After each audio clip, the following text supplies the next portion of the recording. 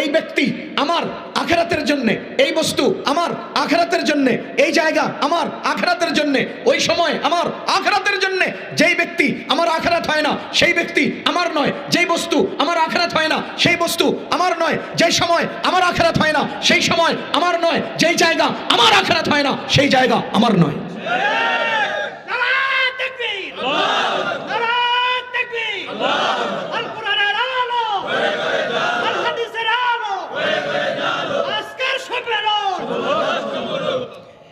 আপনারা কি আমার কথা বুঝতেছেন?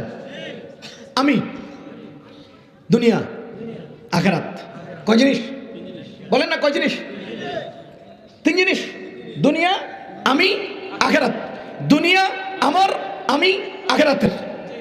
তাহলে দুনিয়া আখিরাতের কার জন্য? আমার।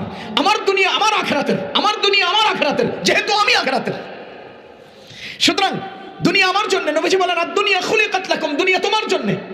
তোমার জন্য।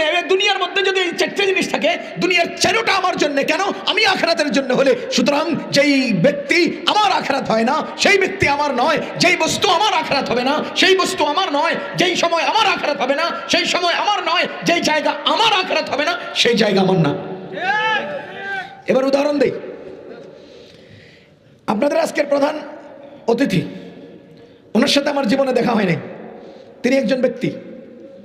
তিনি কি ব্যক্তি?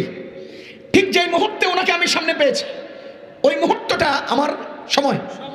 ঠিক যেই মুহূর্তটা আমি ওনার সামনে অতিক্রম করে আসছিলাম সেই জায়গা, এটা আমার জায়গা। কথা বলেন। আমি এখানে ওনার সামনে পড়েছি, এদিক দিয়ে আসা যাচ্ছে না বলে ওনার সামনে দিয়ে আসছি। এসে আমি ওনাকে সালাম দিয়েছি, মুসাফা করেছি। এই ব্যক্তি আমার, এই সালাম, এই সৌজন্য সাক্ষাৎ, এই মুসাফাহা, এই পুরাটাই আমার আখিরাত। ও আল্লাহর বান্দাগণ, জীবনে দেখিনি যে ব্যক্তি, এই ব্যক্তি আমার আখিরাত হয়েছে কিনা? যদি না হয় এই ব্যক্তি আমার নয়। যদি আমি তার জন্য না হই তো উনি আমার নয়। যদি উনি ওনার আখিরাতের জন্য আমি না হই তো আমি ওনার নয়। যদি উনি আমার আখিরাত না হয় তো উনি আমার নয়। দুনিয়ার সব কিছু আমার আখিরাত।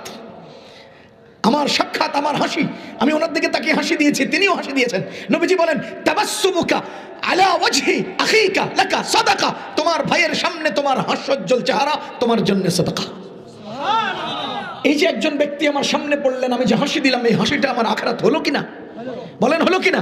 যদি আপনি আমার আখিরাত না হন তো আপনি আমার নন। আর আমি যদি আপনার আখিরাত না হই, আপনি আমি আপনার নই। আমি আরেকটা উদাহরণ দেই, এটার নাম কি? খুব দামি জিনিস। একজন আল্লাহর বান্দা রাস্তায় হেঁটে যাচ্ছেন। এ রাত্রেবেলা হেঁটে যাওয়ার পথে হঠাৎ করে তার চোখের মধ্যে একটা পোকা ঢুকে গেছে। যে পোকাটায় তার চোখকে মানে জ্বালা পোড়া শুরু হয়েছে, চোখের ভিতরে জ্বলন তৈরি হয়েছে। এখন তিনি বিপদগ্রস্ত, তিনি চোখ মালিশ করতেছেন, ব্যথা অনুভব করছেন। আমি আমার পকেট থেকে টিস্যু বের করলাম, আমি এই টিস্যুটা এভাবে কোনা করে চিকন করলাম, আমি ওই আল্লাহর বান্দার চোখটাকে ফাঁকা করলাম, আমি ভিতর থেকে পোকাটা বের করে নিয়ে আসলাম। লোকটার চোখে আরাম হলো। একটা পোকা, একটা টিস্যুর পেপার, একটা জায়গা, একটা সময়, একজন ব্যক্তি আমার আখিরাত হয়ে গেল। কত বড় আখিরাত! কত বড় আখিরাত হলো একটা টিস্যু! আপনারা কি বুঝতেছেন কথা? যদি আমার এই টিস্যু আমার আরেকজনের উপকার হয়ে আখিরাত না হয়, যদি আমার এই পেপার, টিস্যু পেপার আমার জন্য আখিরাত না হয়, তো এই টিস্যু পেপার আমার না। যদি ওই ব্যক্তি আমার আখিরাত না হয়, ওই ব্যক্তি আমার নয়। ওই জায়গা আমার না হয় আখিরাত, তবে ওই জায়গা আমার নয়। ওই সময় যদি আমার আখিরাত না হয়, সময়টা আমার নয়। এবার অঙ্ক মিলান তো আমার জীবনের সময় কোনটা আমার আখিরাতে যাচ্ছে। অঙ্ক মিলান তো আমার জীবনের কোন জায়গাটা আমার আখিরাতের জন্য সঞ্চয় হচ্ছে। অঙ্ক মিলান তো আমার কোন ব্যক্তিটা আমার আখিরাতের জন্য সঞ্চয় এবং সম্বল হচ্ছে। অঙ্ক মিলান তো কোন ব্যক্তি, কোন বস্তু, কোন জায়গা এবং কোন সময়টা আমার আখিরাত হচ্ছে। যদি না হয় তাহলে দুনিয়া আমার নয়। কথা কি বুঝতেছেন আপনারা? এবার বলেন আমি আখিরাতের জন্য, দুনিয়া আমার জন্য। দুনিয়া আমার জন্য। আমি দুই একটা উদাহরণ দিই। দুনিয়া কিভাবে আমার হয়? দুনিয়া কিভাবে আমার হয়? রাসূল করিম সাল্লাল্লাহু আলাইহি ওয়াসাল্লাম হাদিস শরীফে বর্ণনা করেন, বুখারী শরীফের রিওয়ায়াত। নবীজি বলেন বনি ইসরাইলের যুগের কোন এক মহিলা, বনি ইসরাইলের যুগের কোন এক মহিলা, সবাই শুনতেছেন না কিন্তু? ক্লাসে ছাত্র কম হলে শিক্ষক কিন্তু সবার দিকে চোখ রাখে। কথা কেন? আর সবকের উত্তর না দিলে আবার ক্লাস বুঝতেছে না মনে করে। আমরা মাদ্রাসায় পড়াই তো, ছাত্ররা কথা না বলে আমাকে জিদ উঠে যায়। বলেন বনি ইসরাইলের কোন এক মহিলা, মহিলা দিনদার না, মহিলা নেককার না, মহিলা গুনাহগার, মহিলা নাফরমান, মহিলা বাজারে যায়, মহিলা বাজার জাতীয় কাজকর্মে লিপ্ত থাকে। এরকম একটা মহিলা রাস্তা দিয়ে যাচ্ছেন, হঠাৎ করে দেখেন রাস্তার পাশে একটা কুকুর, সে ছটফট করছে, কাইত হয়ে পড়ে এভাবে এভাবে ছটফট করছে। এই মহিলা কুকুরের দিকে তাকাইয়া বুঝতে পারলেন যে এই কুকুর ক্ষুধার্ত অথবা পিপাসার্ত। রাসূল করিম সাল্লাল্লাহু আলাইহি ওয়াসাল্লাম বলেন, এই মহিলা ওই কুকুরকে পানি পান করানোর জন্য পানির তালাশে বের হলেন। চারদিকে তালাশ করলেন কোথাও পানি আছে কিনা, কোথাও উপযুক্ত পানির সন্ধান পেলেন না। তবে তিনি একটা পানির উৎস পেলেন, একটা কুয়া পেলেন, কূপের ভিতরে পানি আছে, কিন্তু সেই পানি উঠানোর কোনো ব্যবস্থা নাই, উঠানোর কোনো আয়োজন নাই। এবার তিনি কুয়ার পাশে গেলেন, ভাবতে লাগলেন কিভাবে পানি উঠাবেন। কাঁধের উপরে একটা ওড়না ছিল, এই ওড়নাটা তিনি নামালেন। পায়ের মধ্যে এক জোড়া জুতা ছিল, জুতাগুলো খুললেন, একটা জুতার কোনায় এই ওড়নাকে গিট্টু দিয়া জুতাটাকে কুয়ার মধ্যে ছাড়লেন। বুঝতেছেন আপনারা? এই জুতার ভিতরে সামান্য পানি আটকে রইল। তিনি ওড়না পেঁচিয়ে জুতা দিয়ে কুয়ার ভিতর থেকে পানি উঠালেন। মুসলমান সেই পানি পিপাসার্ত কুকুরের মুখে দিলেন। কুকুর পানি পান করার পরে লাফ দিয়ে দাঁড়িয়ে গেল, এরপরে গা ঝাড়া দিয়ে ধীরে সুস্থে সামনের দিকে এগিয়ে যাচ্ছে। রাসূল করিম সাল্লাল্লাহু আলাইহি ওয়াসাল্লাম বলেন, এই মহিলা কুকুরের সাথে এমন আচরণ করার কারণে আল্লাহ তাকে মাফ করে দিয়েছেন। আমাদের নবীজি বলেন, এই মহিলাকে আমি জান্নাতে দেখেছি। জোরে কর না সুবহানাল্লাহ। ও মুসলমান, একটা কুকুর সমাজে তার কোনো দাম নাই, সমাজে তার কোনো মূল্য নাই। একটা মহিলার ঘাড়ের উপরের সামান্য একটা ওড়না, সেটা ফেলে দিলে আর পড়ে গেলে কয় টাকা দাম? এক জোড়া জুতা, তার কয় টাকা দাম? এই মহিলা কুকুর, ওড়না, জুতা, পানি, তার আখিরাত হলো কিনা ভালো করে বুঝবো। একটা কুকুরও আমার আখিরাত। রাসূল করিম সাল্লাল্লাহু আলাইহি ওয়াসাল্লাম বলেন, আর রাহিমুন ইয়ারহামকুমুর রহমান। হে দয়ালু, শুনো, দয়ালু আল্লাহ তোমাকে দয়া করবেন। ইরহামু মান ফিল আরদ, জগতে যারা আছে তাদের প্রতি দয়া পরবশ হও। ইরহামু মান ফিল আরদ, জমিনে যারা আছে তাদের প্রতি আন্তরিক হও, দয়া পরবশ হও। ইয়ারহামকুম মান ফিস সামা, আসমান ওয়ালা তোমাকে মোহাব্বত করবেন, দয়া করবেন। যদি তুমি কুকুরকে দয়া করো, আল্লাহ তোমাকে দয়া করবে। যদি তুমি বিড়ালকে দয়া করো, আল্লাহ তোমাকে দয়া করবেন। নবীজি বলেন, আল খালকু ইয়ালুল্লাহ, যতগুলো মাখলুক আছে সব মাখলুক হলো আল্লাহর পরিবার। আমি আমার পরিবারের ছোট্ট বাচ্চাটাকে কেউ আদর করলে যেমন ভালো লাগে, আমার ছোট্ট শিশুটাকে কেউ মায়া করলে যেমন আমার আনন্দ লাগে, আমার আল্লাহর পরিবারের সদস্যদেরকে কেউ মায়া করলে আল্লাহর তেমনই ভালো লাগে। আমার আল্লাহর পরিবারের সদস্যদের উপরে কেউ জুলুম করলে আল্লাহ তেমনই নারাজ হন। এজন্য মনে রাখবেন, জুলুম আল্লাহ নিজের উপরে হারাম করেছেন, মানুষের জন্য হারাম করেছেন। অন্যের উপরে বাড়াবাড়ি আল্লাহ হারাম করেছেন। দয়া পরবশ হওয়ার জন্য বলা হয়েছে। নবীজি বলেন, ইয়ারহামকুম মান ফিস সামা ইরহামু মান ফিল আরদ, জমিনওয়ালাকে তুমি ভালোবাসো, মায়া করো, আসমানওয়ালা তোমাকে মায়া করবে। মুসলমান, দুনিয়ার সব কিছু আমার আখিরাত, দুনিয়ার সব মুহূর্তগুলো আমার আখিরাত। আমাদের বড় প্রবীণ আলেমে দ্বীন, বর্তমান পৃথিবীর অনন্য ব্যক্তিত্ব আল্লামা মুফতি তাকি উসমানী হাফিজাহুল্লাহ, তিনি তার কিতাবে একটা ঘটনা লিখেছেন। একজন আগেকার বুজুর্গ, একজন আগেকার মুহাদ্দিস, একজন আগেকার বড় আলেম, যিনি হাদিস পড়াতেন, যিনি হাদিস লিখতেন, হাদিসের কিতাব লিপিবদ্ধ করতেন। একবার তিনি হাদিসের কিতাব লিখতে যাচ্ছেন, ভালো করে খেয়াল করব, হাদিসের কিতাব লিখবেন। তিনি কলম দোয়াতের ভিতরে ঢুকালেন, কলমটাকে এভাবে মুছলেন, এরপরে সেই কলমটা দিয়ে লিখতে যাবেন, এমন সময় একটা মাছি এসে তার কলমের আগায় বসলো। কলমের অগ্রভাগে যখন বসলো, তিনি চিন্তা করলেন এই মাছিটা বুঝি পিপাসার্থ, মাছি বুঝি কিছু পান করতে চায়। তিনি এভাবে কলমটা ধরে রাখলেন, কিছুক্ষণ পর্যন্ত এভাবে ধরে রইলেন। ওই মাছি কলমের অগ্রভাগে লেগে থাকা কালির মধ্যে নিজের সুর এভাবে নাড়াচাড়া করলো। কতক্ষণ পরে মাছিটা উঠে চলে গেল। তিনি কিতাব লিখলেন। মুসলমান আল্লাহর বান্দাগণ, কিতাব ওই তো লিখবেন, হাদিস ওই তো লিখবেন, কিন্তু মাঝখানে যে তিনি ওভার টাইমটা করলেন, একটা মাছি যে তার কলমের আগা থেকে পানি পান করতে গেল, এই সুযোগ যে তিনি দিলেন। কিতাবে লিখছেন তকি উসমানী সাহেব যে ওই আল্লাহর বান্দা বুজুর্গ যখন ইন্তেকাল করলেন, একজনে তাকে খাবে দেখলেন, জিজ্ঞেস করলেন আল্লাহ আপনার সাথে কি আচরণ করেছেন, কেমন মুআমালা করেছেন? তিনি বলেন তাহাজ্জুদ পড়েছিলাম, হাদিস লিখেছিলাম, হাদিস পড়েছিলাম, হাদিস পড়িয়েছিলাম, নামাজ পড়েছি, সাদকা করেছি, রোজা রেখেছি, জিকির করেছি, তাসবিহাত পড়েছি, তেলাওয়াত করেছি, আমি দরুদ পাঠ করেছি। কি পরিমাণ আমল আমি করেছি!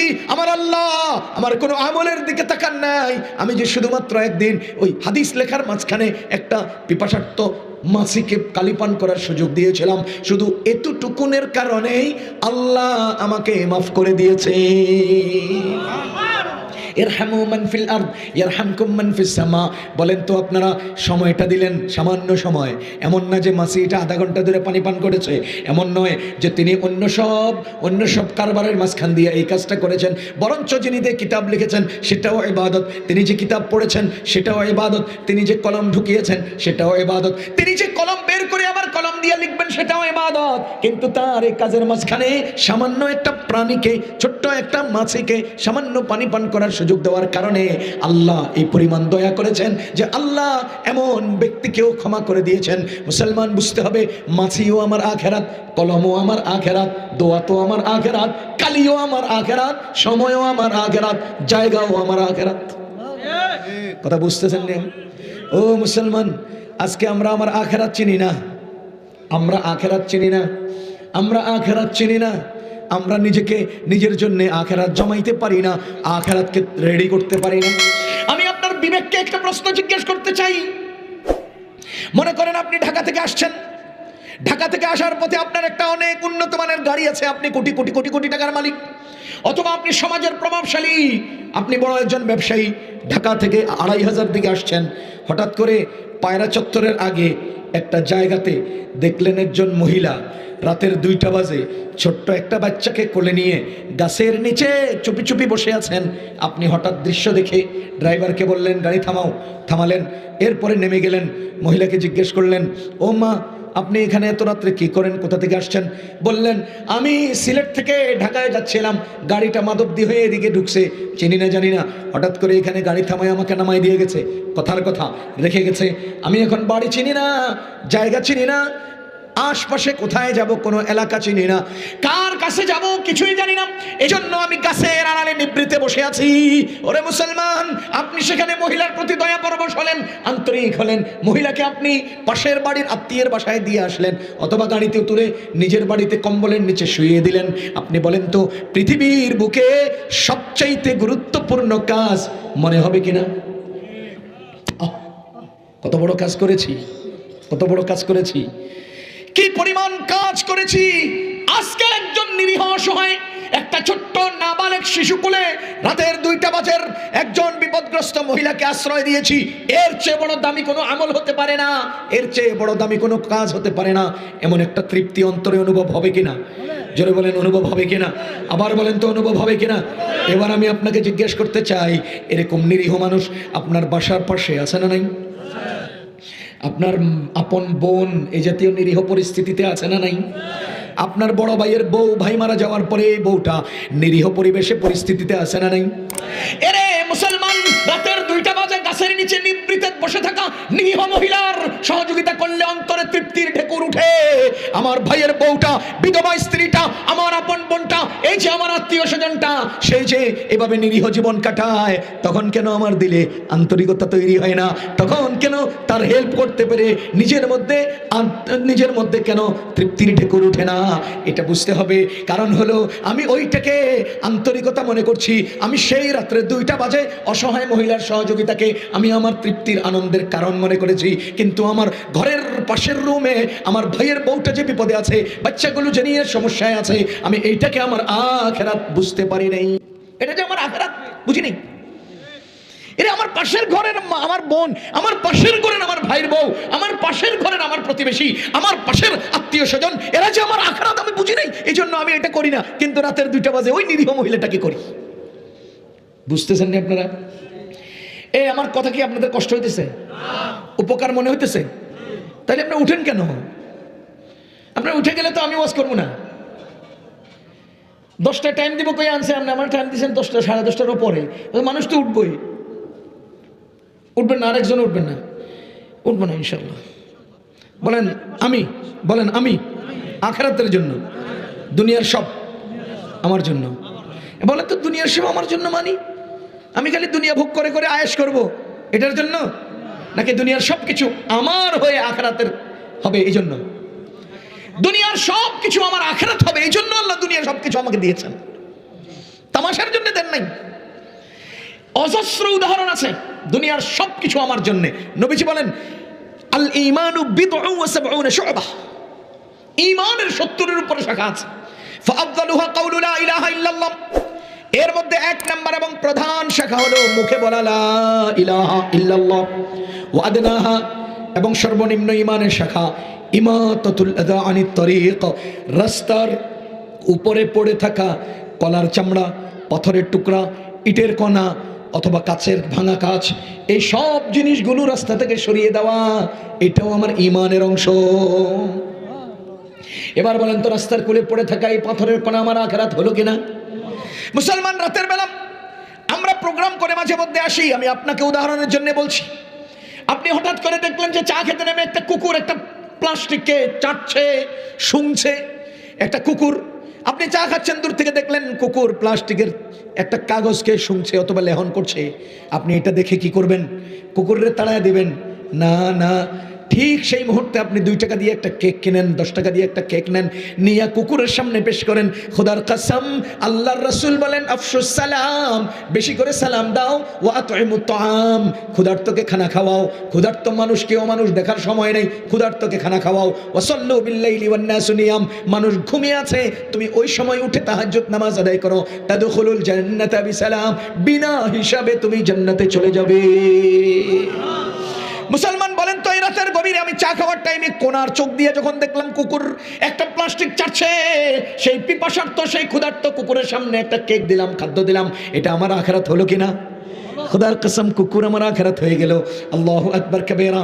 এজন্য আমি যেন সুযোগের ব্যবহার করি, যেন আমি সুযোগের ব্যবহার করি। আমি উদাহরণ দেই, মনে করুন আপনার পকেটে পর্যাপ্ত টাকা আছে, টাকা আছে, আপনার চাচা দরিদ্র মানুষ, উনি ওনার মেয়েটাকে বিয়ে দিবে। এখন আপনি তাকে জিজ্ঞেস করেন নাই, খবর আনেন নাই, বিয়ে উনি যে কোনোভাবে দিয়ে দিছেন।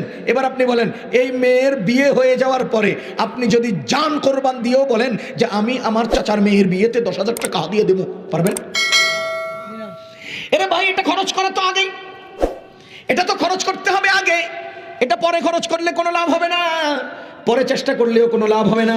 আমার আল্লাহ রাব্বুল আলামিন কোরআনে কারীমে সুস্পষ্টভাবে বলেন, সূরা হাদীদের মধ্যে আসছে, আল্লাহ রাব্বুল আলামিন বলেন লা ইস্তাবি মিনকুম মান আনফাকা মিন ক্বাবলিল ফাতহি ওয়া কাতাল, কখনোই কর্মসাধনের আগের অনুদান কর্মসাধনের পরের অনুদান সমান হয় না। লা ইস্তাবি, সমান হয় না, মিনকুম, তোমাদের মধ্য থেকে যারা, মান আনফাকা, যারা খরচ করেছে, মিন ক্বাবলিল ফাতহি, ওই বিজয় অর্জনের আগে, ওয়া কাতাল, এবং কতলের আগে, উলাইকা আযামু দারাজাতাম মিনাল্লাযীনা আনফাকু মিন বাদু ওয়া কাতালু, তাদের জন্য রয়েছে উত্তম প্রতিদান যারা বিজয় এবং যুদ্ধের আগেই খরচ করেছে। সুতরাং যুদ্ধের আগে অর্থাৎ কর্মসাধনের আগে খরচ, এটা হলো দামি খরচ। কর্মসাধনের পরে কোনো লাভ নাই, অনেক কোনো লাভ নাই, সুযোগ হবে না, এই সুযোগ আর কাজে লাগানো যাবে না। সুতরাং যেই কোনো কর্ম যেন আমার আখিরাত হয়, এটা হলো আমার আজকের বয়ানের বিষয়। আমার জীবনের সব কাজ, আমার জীবনের সব পদক্ষেপ, আমার জীবনের সমস্ত চাহনি, আমার জীবনের সমস্ত সময়, আমার জীবনের সমস্ত কাজ, সমস্ত জায়গা যেন আমার আখিরাত হয়। বলেন কি হয়? হবে তো ইনশাআল্লাহ। আমি আরেকটা হাদিস শুনাইয়া কথা শেষ করছি। এই হাদিসের মধ্যে রাসূল করিম সাল্লাল্লাহু আলাইহি ওয়াসাল্লাম আমাদের জন্য শিক্ষা দিয়েছেন, শিক্ষার জন্য ঘটনা বর্ণনা করেছেন। বনি ইসরাইল, এটাও বুখারী শরীফের হাদিস, বনি ইসরাইলের মধ্য থেকে 3 জন ব্যক্তি, সেই যুগের 3 জন মানুষ কোনো এক জায়গায় যেতেছিলেন, চলতেছিলেন, যাচ্ছিলেন। হঠাৎ করে মুষলধারে বৃষ্টি শুরু হলো, প্রচণ্ড তীব্র গতিতে বাতাস এবং তুফান শুরু হলো। তারা 3 জন নিজেদেরকে বাঁচানোর জন্যে, আত্মরক্ষার জন্যে একটা পাহাড়ের গুহার ভিতরে ঢুকলেন। পাহাড়ের গুহার ভিতরে ঢুকলেন। বাংলাদেশে এই জাতীয় পাহাড় নাই, পাহাড়ের গুহাও নেই। ইন্ডিয়াতে পাথরের পাহাড় আছে, আমি দেখেছি। আরব দেশে এগুলো পাথরের পাহাড় যেগুলো, ওগুলোতে আছে। মনে করেন এভাবে পাথরগুলো পাশাপাশি এভাবে এমনভাবে স্থাপিত যে পাথরের নিচে দিয়ে ভিতরে গুহা আছে, মানে নিচে ঢুকে যাওয়া যায়। বাংলাদেশে তো মাটির পাহাড়, মাটির পাহাড় তো আর উপর উঁচা হয়ে নিচে গর্ত হতে খুব কম হয়, শিয়ালে নিজেদের জন্য করে নেয়, আমাদের জন্য নেই। পাথরের পাহাড়গুলোতে এটা হয়। নবীজি বলেন তারা 3 জন একটা পাহাড়ের গুহার ভিতরে আত্মরক্ষার জন্য ঢুকলেন। এমন সময়ে প্রচন্ড বেগে আসা তুফানের ধাক্কায় উপর থেকে একটা পাথর গড়িয়ে তাদের গুহার মুখের মধ্যে পড়েছে। এখন তো আর বের হওয়ার সুযোগ নাই, ধাক্কা দিবে শক্তিতে কুলায় না, আওয়াজ দিলে আওয়াজ লোকালয়ে যাবে না, টেলিফোনও নাই যে কাউকে ফোন করে ডেকে আনবে, কোনো সিস্টেম নাই। এবার বলেন তো 3 জনের দশা কি? মরণ। বলেন 3 জনের দশা মরণ। এবার 3 জনে বসে পরামর্শ করলো। 3 জনে পরামর্শ করে বলল যে ঠিক আছে, আমাদের তো মৃত্যু ছাড়া কোনো উপায় নাই, আসো আমরা আমাদের নিজের জীবনের কোনো একটা কর্মকে আল্লাহর সামনে পেশ করব, যেটা আল্লাহর সামনে পেশ করা যায় এমন একটা কাজ আল্লাহর সামনে পেশ করে সেই কাজের ওসিলায় আমরা আল্লাহর কাছে পানা চাইব, যাতে আল্লাহ এই বিপদ থেকে আমাদেরকে উদ্ধার করেন। আমাদের নবীজি বলেন 3 জনের মশওয়ারায় সাব্যস্ত হলো যে 3 জনে দোয়া করবে, কর্ম উপস্থাপন করবে। প্রথম জন আল্লাহর কাছে বলেন, আল্লাহ আমি আমার মাকে ভালোবাসি, আমি আমার মাকে না খাওয়াইয়া সন্তানদেরকে কখনো খাওয়াই না, আমার চিরাচরিত অভ্যাস, চিরাচরিত নীতি, আমি আগে মাকে খাওয়াবো, পরে সন্তানদেরকে খাওয়াবো। ঘটনার চক্রে একদিন রাতের বেলা এমন হলো, খাবার নিয়ে রেডি করে মায়ের কাছে গেলাম, মা দেখি ঘুমিয়ে পড়েছেন, সন্তানরা ক্ষুধায় ছটপট করছে। আমি তো আমার নীতি অনুসারে সন্তানকে দেব না, কারণ মাকে দিতে হবে। মাকে যদি আমি জাগিয়ে তুলি মার ঘুম নষ্ট হবে, সন্তানকে যদি আমি খাওয়াইয়া ফেলি আমার নীতি বহির্ভূত কাজ হবে। এখন আমি কি করব? সন্তানদেরকে আদর সোহাগ দিয়ে ঘুম পাড়িয়ে রেখেছি, আর মায়ের শিওরে দাঁড়িয়ে রয়েছি। যদি আমি মায়ের শিওর থেকে সরে যাই, মায়ের মাথার পার্শ্ব থেকে সরে যাই, তাহলে মা যদি রাত্রে উঠে খানা তালাশ করেন, আমি এই জন্য দাঁড়িয়ে রইলাম। আর যদি আমি ডাকি মায়ের ঘুম ভেঙে যাবে, এই জন্য আমি চুপচাপ দাঁড়িয়ে রইলাম। সকাল পর্যন্ত মা ঘুমিয়ে রইলেন। সকালে ঘুম থেকে উঠার পর আগে আমি মাকে খাওয়ালাম, তারপরে সন্তানদেরকে খাওয়ালাম। ও মালিক, যদি আমার এই কাজটা আপনার ভালো লাগে, আমি যদি কাজটা আপনার সন্তুষ্টির জন্য করে থাকি, আমাকে উদ্ধার করেন, আমাদেরকে রক্ষা করেন। নবীজি বলেন লোকটা মুখ থেকে কথা বের করতে দেরি, পাথর জায়গা থেকে সরে যেতে দেরি নাই। কিন্তু মজার বিষয় কি জানেন? লোক কয়জন? তো 3 জনের থেকে 3টা ঘটনা আমরা শুনতে হবো না? 3 জনের থেকে 3টা বিষয় আমাদের সামনে আসতে হবে না? তো প্রথম জনের ধাক্কায় যদি পুরাটা চলে যায়, তাহলে আমরা বাকি 2 জনের গল্প তো শুনবো না। এই জন্য এতটুকুন সরষে যে বাইরে যেত না, সরষে ঠিক বাইরে দিতে পারবো না। কেন বাইরে দিতে পারবো না? যদি পুরোটা সরে যায়, এরা বাইরে যায়, তো বাকি 2 জনের আমল আমরা কেমনে শিখবো? আমাদেরকে আল্লাহ দিতে হবেন, তো আল্লাহ তা আমাদেরকে আমলটা দিবেন, এলেমটা দিবেন, আমরা যেন কিয়ামত পর্যন্ত এর থেকে ফায়দা নিতে পারি। তো একজনের দ্বারা সব ক্লিয়ার হয়ে গেলে বাকি 2 জন থেকে বঞ্চিত হব। এই জন্য পাথর সরে গেছে ঠিক, কিন্তু বের হওয়ার রাস্তা হয়নি। এবার দ্বিতীয় জনে হাত তুলে, আল্লাহ, ও আল্লাহ, আমি আমার চাচাতো বোনকে ভালোবাসতাম। বুঝেন, আমি আমার চাচাতো বোনকে ভালোবাসতাম। হাদিসের এই বর্ণনায় আমি ভালোবাসার এই নামটা দিয়েছি 14 ফেব্রুয়ারি মার্কা ভালোবাসতাম। কি মার্কা ভালোবাসতেন? ও রব্বুল আলামিন, আমি আমার চাচাতো বোনকে 14 ফেব্রুয়ারি মার্কা ভালোবাসতাম। তার প্রতি আমার আকর্ষণ ছিল, তার সাথে আমি অনৈতিক কাজে লিপ্ত হওয়ার আগ্রহ ছিল। আমি তার কাছে সবসময় প্রস্তাব করতাম, বোন তোরে ভালোবাসি, আয় আমার একটু সময় দে, আমরা দুইজনে একটু একান্ত হই, তোর সাথে আমি কিছু অন্যায় কাজ করতে চাই, তার মানে তার কাছ থেকে আমি অন্যায় আকর্ষণ, অন্যায় কিছু আদায় করতে চাই। ও আল্লাহ, আমার বোন সব সময় আমাকে উপেক্ষা করেছে, ডিনাই করেছে, কখনোই সে রাজি হয় নাই। আমি তার লগে প্রেম করতে চাইতাম, তাকে আগ্রহ করে বুকে আনতে চাইতাম, আমি অন্যায়ভাবে তার সাথে অবৈধ কাজ করতে চাইতাম, কিন্তু সে আমাকে কখনোই সুযোগ দেয় নাই। মালিক, একবার দেশের মধ্যে দুর্ভিক্ষ হলো, তাদের পরিবারে উপায় অক্ষম, লোক কম ছিল, এই জন্য সে আমার কাছে সহযোগিতার জন্য আসলো। আমি বললাম, তুই যদি আমার মনের চাহিদা পূরণ করস তাহলে তোরে আমি সহযোগিতা করব। সে তার পারিবারিক দুর্নীতির কারণে, পারিবারিক সমস্যার কারণে আমার সাথে অন্যায়তে লিপ্ত হতে রাজি হয়ে গেল, আমি তাকে সহযোগিতা করলাম। সে তার সহযোগিতা নিয়ে মা বাবা আত্মীয় স্বজনকে খাওয়ালো, নিজেদের প্রয়োজন মিটালো। সেই চুক্তি অনুপাতে আমি আমার বোনকে নিয়ে একটা রুমে গেলাম, দরজা লাগিয়ে দিলাম, জানালা বন্ধ করে দিলাম, পৃথিবীর কারো চোখ পড়ার সুযোগ নাই, পৃথিবীর কোনো মানুষ আমাদেরকে দেখবে না। আমরা দুইজন এক রুমে চলে গেলাম, বোন নিচে পড়ে শুয়ে পড়লো, আমি উপরে, আমি উদ্যত হতে গেলাম। ও মালিক, আমার বোনের দিকে যখন আমি কদম বাড়াই, বোন নীরব সুরে আমাকে বলল, ভাইয়া আল্লাহকে ভয় করো, আর আল্লাহ আমাকে যে পরিচ্ছন্নতার চাদরে আবৃত করেছেন, তুমি আমার সেই চাদরটাকে নাপাক করে দিও না। ভাইয়া আল্লাহকে ভয় করো, আর আমার পরিচ্ছন্ন চাদরটা তুমি ধ্বংস করে দিও না, নষ্ট করে দিও না। ও রব্বুল আলামিন, বোন এই কথা বলার সাথে সাথে আমি সেখান থেকে মুখ ফিরিয়ে নিলাম, আমি দরজা খুলে নিলাম, আমি সেখান থেকে বেরিয়ে গেলাম। আমি আমার বোনের দিকে দ্বিতীয় কদম আর দিলাম না, দ্বিতীয় চাহনি আর দিলাম না, দ্বিতীয়বার আর তাকিয়েও দেখলাম না। ও আল্লাহ, সেই দিন যদি আমার বোনের কথায় আমি আপনার ভয়ে সেখান থেকে ফেরত আসি, আল্লাহ আজকে আপনি আমাকে উদ্ধার করেন। নবীজি বলেন, কথাটা বলতে দেরি, পাথরটা সরতে দেরি নাই। কিন্তু এখনো তো আমাদের জন্য তৃতীয় জনের ইলম দরকার। এখনো যদি বের হয়ে যাওয়ার সুযোগ পায় তো তৃতীয় জন তো দোয়া করবে না, এজন্য আল্লাহ পাথর সরালেন কিন্তু বের হওয়ার পথ তৈরি করলেন না। তৃতীয় জন হাত তুললেন, ও রব্বুল আলামিন, আমার একজন কর্মচারী ছিল, আমার একজন অধীনস্থ ব্যক্তি ছিল, যে আমার অধীনে কাজ করত, একবার একদিনের বেতন না নিয়ে সে চলে গেছে। আমি হেরে খুঁজি পাই না, আমি হেরে তালাশ করি, খুঁজে পাই না, হয় না এরকম? সেই রংপুরের কর্মচারী আমার বাসায় 3 দিনের জন্য কাজ করতে আসছে। প্রথম দিন করছে, আগামীকাল করবে, পরশু দিনও করবে, অথবা 2 দিনের জন্য আসছে, আজকে করেছে, আগামীকাল করবে। এই 2 দিনে একসাথে আমি তাকে বেতন দেব, কিন্তু ঘটনার চক্রে তার টেলিফোন আসছে যে তোমার ভাইয়া বা বোন, তোমার অন্য কোনো অসুবিধা। এবার সে রাত্রেবেলা বাসে উঠে গেছে রংপুর, টাকাটা দেওয়া হয় নাই, টাকাটা নেওয়া হয় নাই। এবার বলেন তো, এই কত টাকার একদিনের বেতন পাও না? সেই কদিনের বেতন পাও না? একদিনের। ও রব্বুল আলামিন, লোকটা আমার কাছ থেকে বেতন না নিয়ে চলে গেছে, আমি তারে তালাশ করি, পাই না, পাই না, পাই না, পাই না, পাই না, পাই না, খুঁজি আর পাই না। আমি কি করব? আমি তার বেতনটাকে আলাদা করে বালিশের নিচে রেখে দিছি, যদি সে কখনো আসে দিয়ে দিব। অনেক দিন পর্যন্ত বালিশের নিচে পড়ে রয়েছে।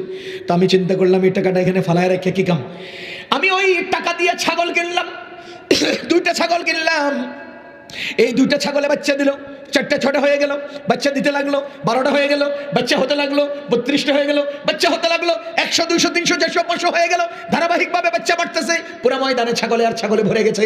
অনেকদিন পরে সে রংপুর থেকে আইছে, অনেকদিন পরে সেই লোকটা আমার বাড়িতে আসছে, আইসা বলতেছে, জাহাপনা, যদি আপনার সুযোগ হয় আমার একটু হেল্প করেন, আর যদি তা না হয়, অনেক দিন আগে আপনার বাড়িতে আমি একবার কাজ করেছিলাম, 1 দিনের বেতন রয়ে গেছে, যদি সম্ভব হয় এই বেতনটা দিয়ে দেন, আর না হয় আমাকে একটু হেল্প করেন।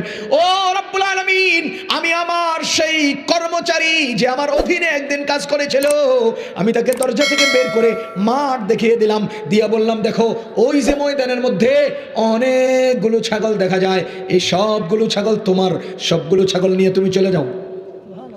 ও আল্লাহ, ও আল্লাহ, আমি চাইলে তার একদিনের বেতন দিতে পারতাম, চাইলে আমি তারে 50টা ছাগল দিয়ে বিদায় দিতে পারতাম, চাইলে আমি তারে 10 20টা 50টা 100টা ছাগল দিয়ে ছেড়ে দিতে পারতাম, কিন্তু আমি তারে বললাম, সবগুলো ছাগল তোমার নিয়ে যাও। সে আমার দিকে চোখ বড় করে জিজ্ঞেস করে, এত ছাগল কিভাবে আমার? আমি বললাম, বেতন ছিল তোমার, বালিশের নিচে পড়া ছিল, কি করব, এটা দিয়ে ছাগল কিনছি, সেই ছাগল থেকে বাড়তে বাড়তে এতগুলো ছাগল, তো মূল পুঁজি তোমার, আমি তো শুধু পরিচালক, মূল পুঁজি তোমার, আমি তো ছিলাম শুধু রক্ষক, তুমি তো মূল পুঁজির দাতা, তুমি তো মূল পুঁজির মালিক, সুতরাং সেখান থেকে উৎপাদিত সব কিছুর মালিক তুমি, নিয়ে যাও। ও মালিক, সে সবগুলো ছাগল নিয়ে গেছে, আমি তারে ধরি নাই, তারে জিজ্ঞেস করি নাই, সবগুলো ছাগল নিয়ে এসে চলে গেছে। যদি সেই দিন আপনার জন্য পরিচ্ছন্নতা রক্ষা করি, হকদারের হক আদায় করি। আজকে আমাদেরকে উদ্ধার করেন। নবীজি বলেন 3 নম্বর ব্যক্তি কথাটা বলতে দেরি, পাথরটা এমন ভাবে ছিটকে গেছে কেমন জানি গুহার মুখে কোনো পাথর ছিলই না। ওরে মুসলমান বলেন তো, এই যে 3 জন মানুষ আল্লাহর কাছে দোয়া করলেন, আল্লাহ আমাদেরকে বিপদ থেকে উদ্ধার করেন। প্রথম যেই ব্যক্তি দোয়া করলেন সেই ব্যক্তির ওসিলা ছিল মা। দ্বিতীয় জন দোয়া করলেন, সামনে পেশ করেছেন বোন। তৃতীয় জন দোয়া করেছেন, সামনে পেশ করেছেন কর্মচারী। বলেন তো মা ব্যক্তি কিনা, বোন ব্যক্তি কিনা, কর্মচারী ব্যক্তি কিনা? এই ঘটনা থেকে আমরা বুঝতে পারি জীবনে বিপদ মুক্ত হওয়ার জন্যে, বিপদের সমস্যা থেকে মুক্তির জন্যে, আখিরাতে মুক্তির জন্যে বস্তু, জায়গা, সময়ের চেয়েও ব্যক্তির গুরুত্ব বেশি। ব্যক্তির গুরুত্ব বেশি। ব্যক্তি ব্যক্তি ব্যক্তি। আজকে আমরা একটা তালকে কেন্দ্র করে ব্যক্তি মারি ফেলি। আমরা গরুয়ে ধান কেন খাইলো, এই কারণে বস্তুর জন্য ব্যক্তি কোরবান দেই। বুঝেন নাই?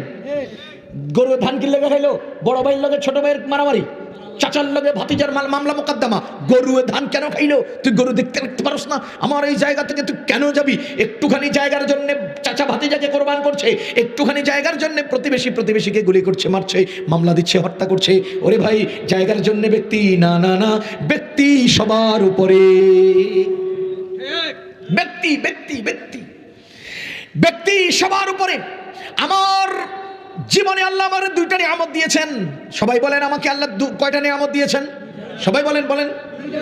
1 শক্তি, 2 সম্পদ। এই যুবক ভাইয়েরা আপনারা বলেন, যুবক ভাইয়েরা বলেন আমার আল্লাহ কয়টা জিনিস দিয়েছেন?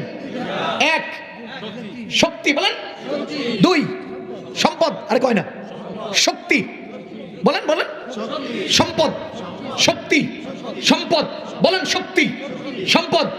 খোদার কসম, যদি আমার শক্তি আর আমার সম্পদ আরেকজনের উপকারে না লাগে, আমার এই শক্তি আর সম্পদ বেকার। যদি আমার শক্তি আমার সম্পদ অন্যের কাজে না লাগে, এই শক্তির আর এই সম্পদের কি দাম? বুঝেন নাই? রিক্সাওয়ালা রিক্সা উপরের দিকে টানছে, সে পারছে না, আমি পাশে বসে বাদাম টিপছি, আমি যুবক লাফ দিয়ে উঠে তার রিক্সা ধাক্কা দেব, আমার এই শক্তি অন্যের কাজে লেগেছে, আমার জীবন সার্থক। একজন মাথায় বোঝা নিয়েছে, হাতে বোঝা নিয়েছে, 2টা নিয়ে এসে চলতে পারছেন না। আমি দেখেছি দৌড়ে গিয়ে আমি তার একটা বোঝা হালকা করে তাকে বাড়িতে পৌঁছে দেব। আমার শক্তি অন্যের কাজে লেগেছে, আমার শক্তির জীবন, আমার শক্তি সার্থক, আমার জীবন সার্থক। ক্ষুধার্ত মানুষটা খিদা লাগছে, আমারে বললো খিদা লাগছে, আমি কই যাও মিয়া খাও গা। না, আমি যদি তাকে ধরে নিয়ে একবেলা না খাওয়াতে পারি, তাহলে আমার এই পকেটের অর্থের কি দাম? যদি একজন ক্ষুধার্তের মুখে আমার টাকায় তার খানা না আসে, খোদার কসম করে বলছি, আমার জীবনের শক্তি এবং সম্পদ যদি অন্যের উপকারে না আসে, আমার সেই শক্তি আর সম্পদের কোনো দাম নাই, কোনো দাম নাই, কোনো দাম নাই।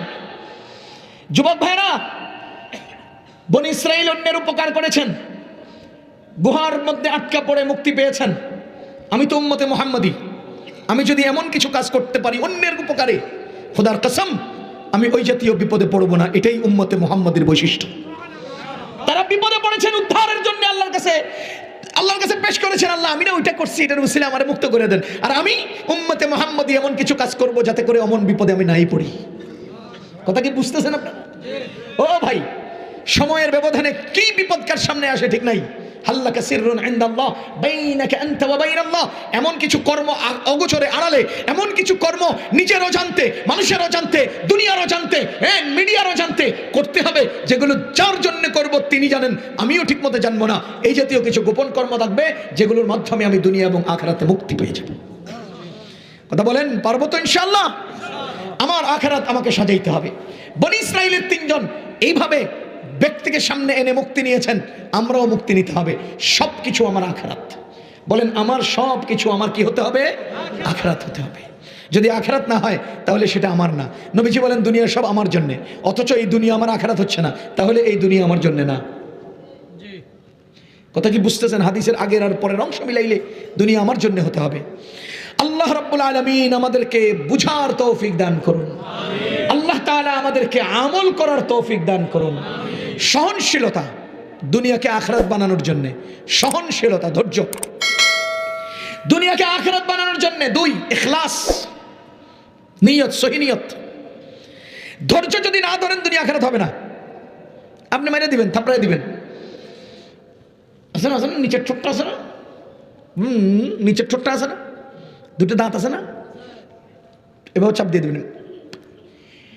ধৈর্যের যেই পরিমাণ ফজিলত কোরআনে আসছে, সুবহানাল্লাহ বিহামদি, ইন্নামা ইউওয়াফাস সাবিরুনা আজরাহুম বিগাইরি হিসাব। ধৈর্যশীলদেরকে আল্লাহ বেহিসাব প্রতিদান দান করেন। আচ্ছা, আপনি আর আমি পৃথিবীর কোন ক্যালকুলেটর দিয়ে হিসাব করলে হিসাব মানে শেষ হবে? তো পৃথিবীর ক্যালকুলেটরে হিসাব শেষ করতে পারে তো নাকি? কিন্তু ক্যালকুলেটরেও যে হিসাব করতে পারে না, আল্লাহ তার চেয়ে বেশি দিবেন। মানে পৃথিবীর কোনো মানুষের তৈরি যন্ত্র দ্বারা যে হিসাবগুলো তৈরি হয়, সেই হিসাবগুলোর যে অঙ্ক হয়, সেই অঙ্কের চেয়েও বেশি দিলেই তবে হিসাব হবে নাকি? কর আপনার কম্পিউটারের ডিসপ্লেতে, কম্পিউটারের হার্ড ডিস্কে, মোবাইলের হার্ড ডিস্কে যদি কোনো একটা ক্যালকুলেটরের অঙ্কে যদি কোনো একটা অঙ্কের পরিমাণকে হিসাবে নিয়ে আসে, তবে সেটা তো বেহিসাব হয় নাই, এটা তো হিসাবের মধ্যে রয়ে গেছে। আমার আল্লাহ বলেন, দুনিয়ার কোনো যন্ত্র যেই হিসাব আনতে পারবে না, আমি ধৈর্যশীলদেরকে এই পরিমাণ রিজিক দিই। সুতরাং ধৈর্য। দুনিয়া আখিরাত হওয়ার জন্য প্রথম কি লাগবে? ধৈর্য। 2 নম্বর ইখলাস, কর্ম হতে হবে আল্লাহর জন্য। আল্লাহর জন্য না হলে বিশাল বড় কর্ম হবে, কিন্তু কর্ম আল্লাহর জন্য না হলে এটা আখিরাত হবে না। কথা বুঝেন? কর্ম আল্লাহর জন্য না হলে আখিরাত হবে না। 2 নম্বর হলো ইখলাস। 3 নম্বর হলো সঠিক পদ্ধতি। কি লাগবে? সঠিক পদ্ধতি। আপনি সঠিক পদ্ধতিতে না আসলে আপনার কাজ ভালো হলেও আখিরাত হবে না। একটা উদাহরণ দিই। মনে করেন এই এলাকায় একজন লোক আছেন যার কাছে 50,000 কোটি টাকা আছে। এক লোক আছেন, তার কাছে কত আছে? 50,000 কোটি টাকা আছে। এখন তিনি চিন্তা করলেন যে আমার তো অনেক টাকা, এলাকার মধ্যে এমন 100 জন 50 জন মহিলা আছে যাদের বিয়ে হচ্ছে না। 50 জন মহিলা আছে যাদের কি হচ্ছে না, বিয়ে হচ্ছে না। তো 50,000 কোটি টাকার মালিক চিন্তা করলেন, আমি 50টা মহিলার বিয়ে করে 1,000 কোটি টাকা করে দিয়ে দেবো। হেরা বাড়ি করবো, গাড়ি করবো, এরপর জায়গা করবো, জমিন করবো, মার্কেট করবে, ব্যবসা করবে, ধীরে সুস্থে তাদের জীবনটা দাঁড়িয়ে যাবে। এরপরে তাদের বাসস্থানের জায়গা হবে, তাদের খাওয়া দাওয়ার আয়োজন হবে। 50টা মহিলাকে আমি বিয়ে করে 50,000 কোটি টাকা 50 জনকে দিয়ে দিলাম, তারা এস্টাবলিশ হলো। অসুবিধা কি? এর চেয়ে বড় সুন্দর কাজ আর কি হতে পারে? আপনারা বলেন তো, একজন পুরুষ কয়টা বিয়ে করতে পারে? 4 কত হাজার কোটি টাকা থাকলে? যত হাজার কোটি টাকাই থাকুক, সীমানা কদ্দূর? এখানে যদি 50,000 কোটি টাকার মালিক 50 জন বিয়ে করতে চায়, কাজটা তো সুন্দর, কাজটা তো সুন্দর। 50টা মহিলার জায়গার ব্যবস্থা হলো, খাওয়ার ব্যবস্থা হলো, থাকার ব্যবস্থা হলো, কি সুন্দর। কিন্তু আখিরাত তো হলো না। আখিরাত হলো না। কেন আখিরাত হয় নাই? এটা ইসলামের নীতিতে নাই, এটা আল্লাহর পদ্ধতিতে নাই, এটা শরীয়তের নীতিতে নাই। সুতরাং কর্ম ভালো হলেও সেটা ইবাদত হয় না, আখিরাত হয় না। আখিরাত হওয়ার জন্য 3 নম্বরে ওই কর্মটা হতে হবে পদ্ধতির আলোকে, সিস্টেমের আলোকে, নীতিমালা অবলম্বন করে। তাহলে 1 নম্বর ধৈর্য ধরবো, 2 নম্বর ইখলাসের সাথে করব, 3 নম্বর পদ্ধতি রক্ষা করে করব। তাহলে ইনশাআল্লাহ আমার দুনিয়ার সব কিছু আমার আখিরাত হয়ে যাবে। আল্লাহ তাআলা আমাদেরকে বুঝার, আমল করার তৌফিক দান করুন।